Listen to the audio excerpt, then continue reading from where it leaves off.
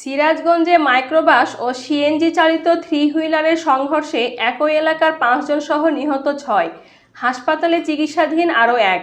রোববার দুপুর 12টার দিকে সিরাজগঞ্জ শহর নলকা আঞ্চলিক সড়কের কুটিরচর এলাকায় দুর্ঘটনাটি ঘটে। কামারখন্দ থানার অফিসার ইনচার্জ রেজাউল করিম জানান, সিরাজগঞ্জ শহর থেকে নলকাগামী একটি সিএনজি কুটিরচর এসিআই মিলের সামনে পৌঁছালে বিপরীতমুখী থেকে আসা একটি মাইক্রোবাসের মুখোমুখি সংঘর্ষ হয়। ঘটনাস্থলেই চালক রাশিদুল, নুরুজ্জামান ও তারেক নিহত হয়। আহত হয় আরও 4 জন। পুলিশ ও ফায়ার ব্রিগেডের সদস্যরা ঘটনাস্থলে পৌঁছে আহতদের শহীদে মনসুর আলী মেডিকেল কলেজ হাসপাতালে পাঠালে কর্তব্যরত চিকিৎসক 2 জনের মৃত্যু নিশ্চিত করেন।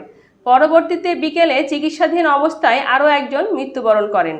জানা যায়, নিহতরা হলেন তাড়াশ উপজেলার নওগাঁ ইউনিয়ন জামায়াতের সভাপতি প্রভাষক নুরুজ্জামান, তার ভাই মোহাম্মদ তারেক, একই এলাকার বাসিন্দা রেজাউল করিম, তার বড় ভাই আব্দুল মজিদ ও জাহাঙ্গীর আলম, রায়গঞ্জ উপজেলার ব্রাহ্মণবাড়িয়া এলাকার সিএনজি চালক রাশিদুল ইসলাম।